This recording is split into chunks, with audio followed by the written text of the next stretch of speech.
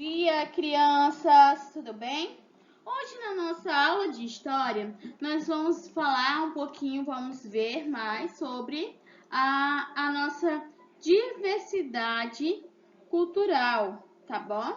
E aí eu selecionei essa imagem porque nós conseguimos observar nela que o Brasil, foi feito de várias origens, pessoas que vieram de vários lugares do mundo, tá bom? E aí vai estar lá nos livros de vocês, nas páginas 126, 127, 128 e 129.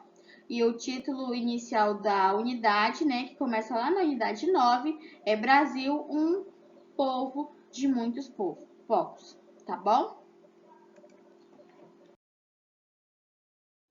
Lá nessa unidade 9, na 124 e 125, nós conseguimos observar esta imagem. E o que esta imagem ela quer nos dizer? Né? Tem aí aquele balãozinho que a gente sempre observa, né? Que a gente vê lá o que a gente vai aprender hoje. E aí tem, observe a fotografia e converse com os colegas. Nesse caso, observe com os familiares. Primeiro aqui, tem aí, você se identifica com algum desses jovens? Sim ou não? Se sim, por quê? Ou se não, por quê? 2. Você acredita que a chegada desses imigrantes ao Brasil aumentou ou diminuiu a diversidade étnica do povo brasileiro? Explique. Professora, não entendi nada disso aí. Então, nós sabemos o quê? Que o Brasil, a gente vê, foi formado, né, desde lá dos primórdios, pelos portugueses, os indígenas e os africanos, né? Esses aí foram os que chegaram primeiro. Mas depois vieram os imigrantes, que são as pessoas que saíram dos seus países, do seu país e veio se refugiar, veio para o Brasil por algum motivo, ou por motivo de trabalho, ou por motivo de residência, para viver melhor, né? E aí aqui, ó, nessa imagem, ela representa o quê? A diversidade cultural e étnica, né? Que está caracterizada no povo brasileiro. Cada um de nós temos uma identidade e uma cultura própria. Por exemplo, na nossa sala de aula, todos os alunos são iguais? Não. Nós temos aquele que é mais branquinho, todo louro, nós temos aquele que é moreno, nós temos a professora Janara que é loira, temos a professora Minicleide que é morena, e por aí vai. E ninguém é igual. Da mesma forma que na nossa mão, os nossos dedos nenhum são iguais, as pessoas não são iguais. Cada uma tem a sua identidade própria. E quando a gente percebe isso, a gente pode se dizer o quê? Que nós vivemos num mundo multiétnico, porque é formada pela diversidade. Nessa imagem, por exemplo, nós temos um menino mais moreno, nós temos um lourinho, temos um do cabelo crespo, temos uma do cabelo liso, outra do cabelo ondulado. E da mesma forma que nessa imagem nenhum desses meninos são iguais, nós também não somos iguais, né? E com a chegada dos imigrantes, a diversidade étnica do povo brasileiro aumentou muito. Por quê? Porque os imigrantes eles vieram de diferentes lugares do mundo. Eles vieram da Europa, vieram da Ásia e do Oriente Médio. Aí vocês também podem observar que aqui nesse quadradinho tem aí o quê? Que o povo brasileiro é formado por diferentes etnias, como os brancos, os indígenas, os negros, os orientais, os judeus, os árabes e por aí vai. Pouco a pouco, essas etnias foram se misturando e compondo os diferentes traços e tipos que nos identificam como um povo miscigenado e multicultural. Miscigenado porque são várias raças juntas, várias culturas juntas, por isso multicultural. Muitas culturas misturadas, tá bom? Aí nós temos a diversidade cultural, nós temos lá que eu perguntei, né?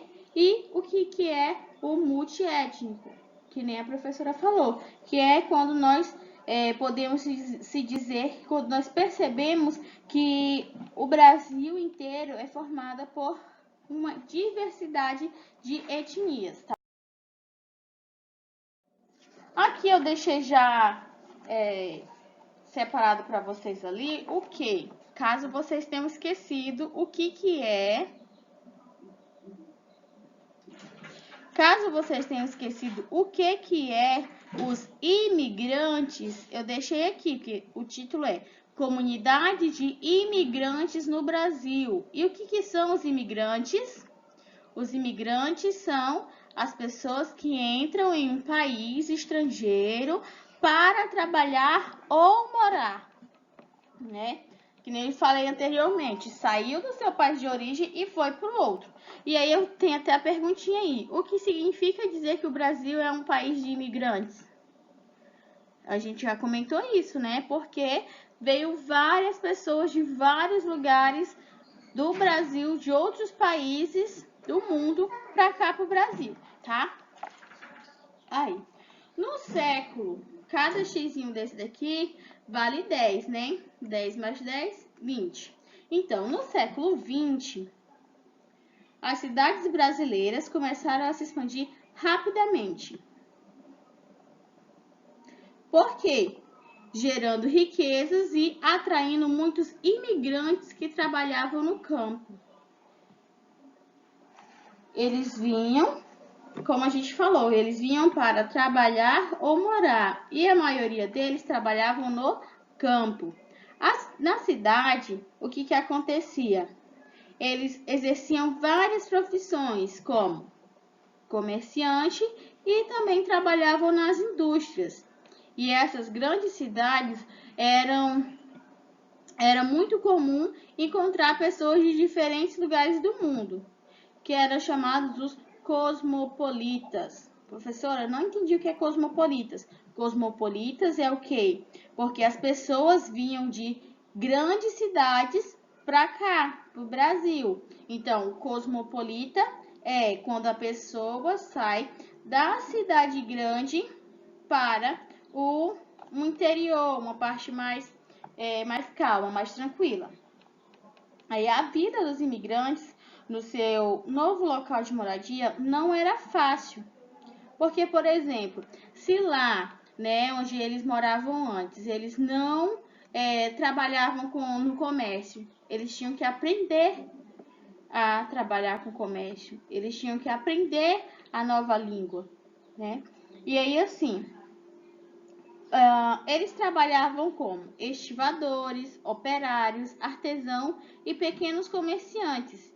E esses empregos eram menos valorizados e geralmente era disputado com outros grupos mais pobres. Então, além de não ser valorizado, ainda tinha a questão da disputa.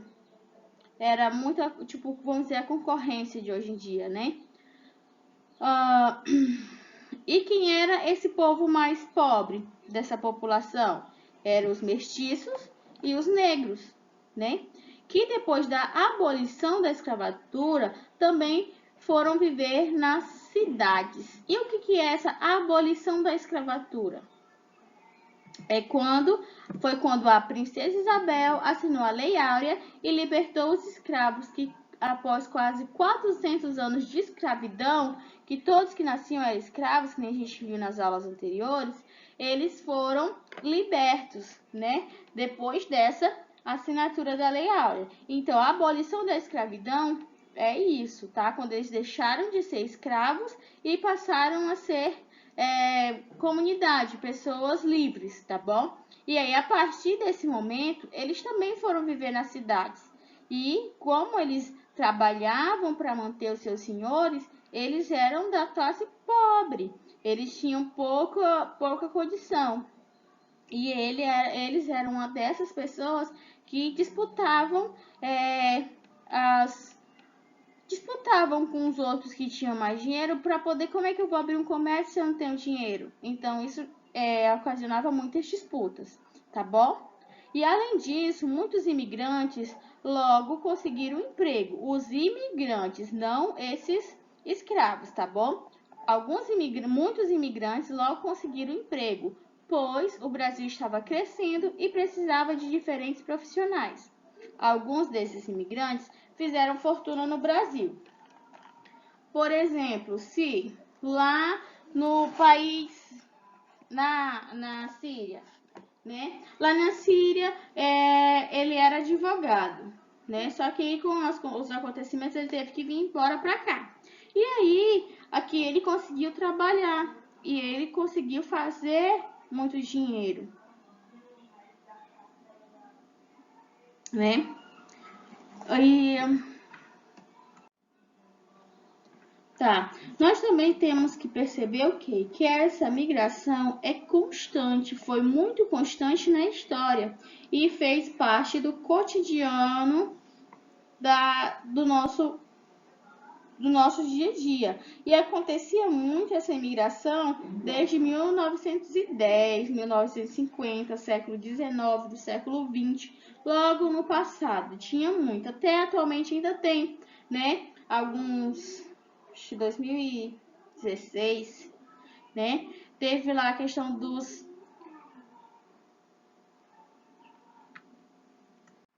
Então, teve os africanos que vieram para cá, né? E ficaram hospedados em vários lugares, várias partes do nosso estado.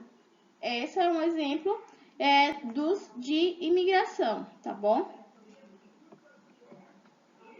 E eles vieram para cá fugindo das guerras que tinha lá. Aí aqui nessa imagem nós conseguimos observar o quê? Na primeira imagem, nessa aqui,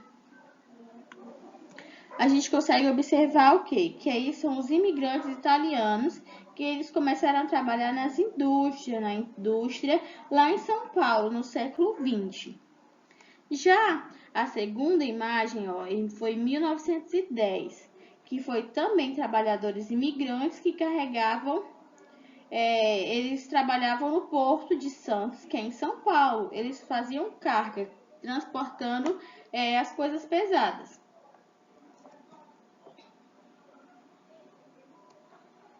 E aí, mais lá na frente, nós vamos ver um pouquinho mais sobre os sírio-libaneses e os judeus, tá bom? Os sírio-libaneses. Os sírio-libaneses foram os primeiros imigrantes árabes a chegar no Brasil entre o final do século XIX e o início do século XX. Hoje, existem cerca de 8 milhões de brasileiros de ascendência árabe, a maior parte da origem da Síria ou libanesa. E o que seria essa ascendência árabe? Quer dizer que é de origem de alguém que veio de lá, né? De origem de um indivíduo, de um grupo social ou do povo árabe. Os árabes, eles representam um grupo étnico localizado no Oriente Médio e na África setorial. Aí, vamos continuar aqui. Os imigrantes árabes costumavam exercer a profissão de comerciante. Eles gostavam de vender. Abriam pequenos estabelecimentos comerciais ou atuavam como mascate. Mascates são os vendedores ambulantes, tá bom? Os mascates percorriam o Brasil vendendo vários tipos de produtos vindo da Europa e da Ásia. E aí, no século XIX para o começo do século XX, eles entraram no Brasil com o passaporte turco, né? Embora eles não eram da Turquia, eles eram da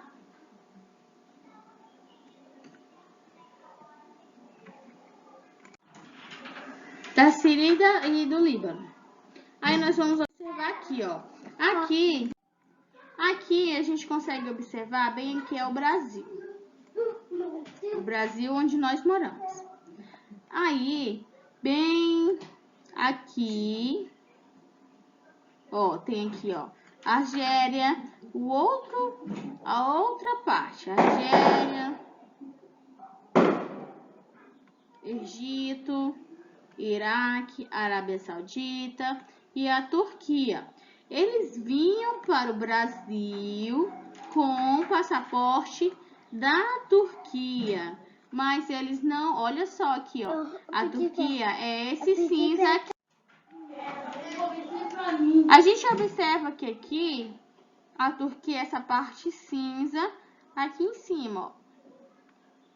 E aí dá para ver que a Síria e o Líbano não estão dentro, não fazem parte, né? É separado da Turquia. Porém, eles vinham com passaporte turquês, tá? Passaporte turco. Depois dos anos de 1926 foi que começou a ter essa diferenciação das pessoas de acordo com a sua nacionalidade, tá? Aí aqui, ó, a Turquia e a Síria, de onde eles saíam. E aí eles saíam daqui do Líbano e da Síria, vindo para o Brasil, tá bom?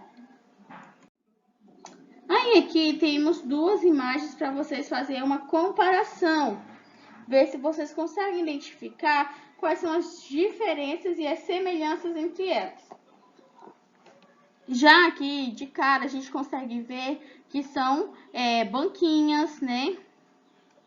Vendas.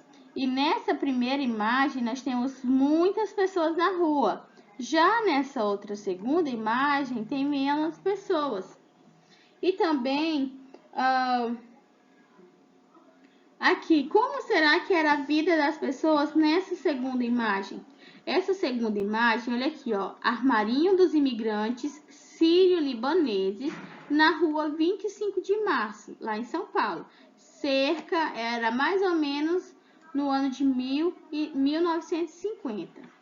Já aqui na segunda imagem, preste atenção, ó, rua 25 de março, um grande ponto comercial na cidade de São Paulo. Imigrantes de origem síria e libaneses fixaram nessa região a partir do século. A foto foi de 2016. Olha a diferença de 1950 para 2016. É uma diferença grande, né? Em 50, eles tinham só um armarinho, um único armarinho. Já aqui, em 2016, eles conseguiram ampliar as suas vendas, os seus comércios, né? Porque também aumentou a quantidade de imigrantes e aí eles conseguiram se fixar aí. Aí vamos fazer a leitura desse depoimento do Nabi Abdallah. Ele era filho de um dos imigrantes sírio-libaneses e ele vai falar um pouquinho sobre a vida dos mascates nessa época que o pai dele emigrou para o Brasil, né, na época de 1950. Esses imigrantes saíam quase todos para mascatear, como a gente viu, né? Mascatear é o que? Vender. O que não era fácil, pois, não tendo sido comerciante em sua terra, eles tinham que aprender sobre essa profissão. E eles também não conheciam a língua e muito menos os bairros e a cidade, que é o que eu falei anteriormente, né? O dono do negócio, ele carregava sempre uma cesta cheia de armarinhos, cheia de coisas, e na outra mão eles carregavam uma matraca para anunciar o preço, para anunciar a presença deles. A matraca é o quê? É esse negocinho aí. Eles seguravam e saíam rodando e faziam um barulho assim, bem diferente, né? Para poder anunciar. Não tem quando tem o picolezeiro passando pela rua, ele não sai apertando a buzina, é como se fosse a buzininha dele. Quando tem uma pessoa vendendo algodão doce na rua, ela sai buzinando, né? Segurando da mesma forma era aí, tá bom? Agora, nós vamos ver um pouquinho sobre os judeus. né, que assim como os imigrantes árabes, muitos judeus vieram para o Brasil no século XX, né? A emigração judaica a partir de diferentes países. Agora, será que eles vinham? Por que será que os judeus vinham para cá? Os judeus saíam de seus países para fugirem da perseguição na Europa. Que perseguição era essa? Essa perseguição acontecia principalmente aqui, ó, na Alemanha, na Itália e na Rússia. E qual seria o motivo dessa perseguição? O motivo dessa perseguição era a religião deles. A gente percebe aí, ó, o que acontece. Os judeus, eles tinham as crenças e as práticas religiosas diferentes da maioria das pessoas de lá. Então, com isso, eles sofriam o quê? O preconceito religioso, né? Eles tinham uma grande dificuldade em manifestar, né, as suas crenças, porque eles eram perseguidos com isso, né? Então, muitas famílias de origem judaica tiveram que o quê? Foram obrigados a sair, a fugir, se refugiar em outros países para continuar com as crenças deles. E aí isso acontecia os países que eles foram refugiados, os Estados Unidos, na Argentina e aqui no Brasil. E nesses países eles conseguiram viver, trabalhar e praticar a sua religião. E também,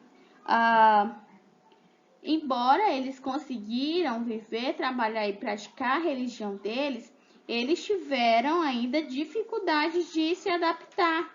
Porque algumas pessoas da cultura era muito diferente a cultura judeia da cultura brasileira. E aí, de certa forma, alguns deles tiveram influência, foram influenciados pelos brasileiros, tá bom? E aí que a gente observa essa imagem, né? É de uma família judia que viveu lá em São Paulo no início do século XX. Foi uma das famílias que vieram logo no início para cá. E a existência de movimentos e dessas práticas discriminatórias significavam muito no Brasil e então contribuiu para identificar os judeus como brasileiros da classe média e para a manutenção de muitos vínculos que foram ligados à comunidade judaica. Eles eram pouco familiarizados com os hábitos brasileiros e também eles foram excluídos da sociedade.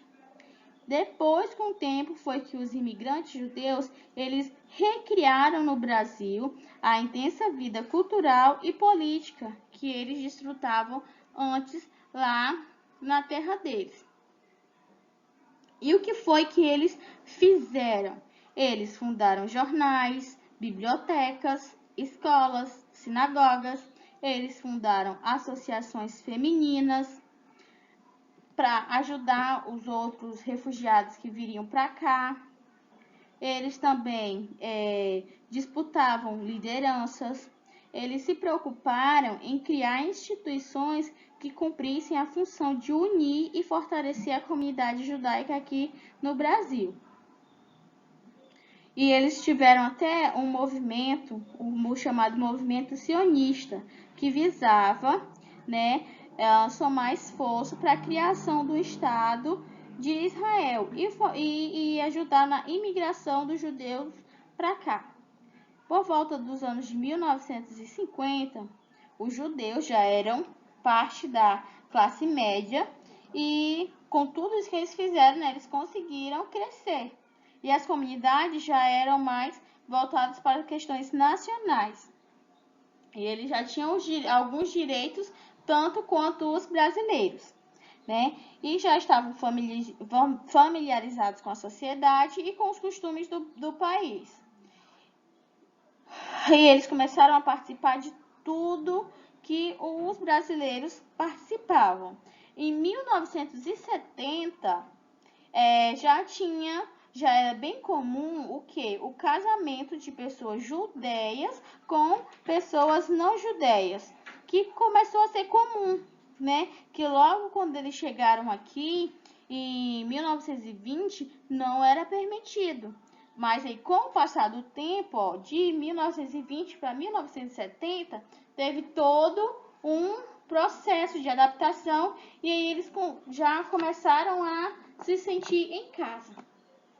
E aí agora vocês vão resolver aí, são 4 questões. Vocês vão resolver, né, na página 128, a questão 1 e 2, 1A e B, e na 129 a questão 2, tá bom?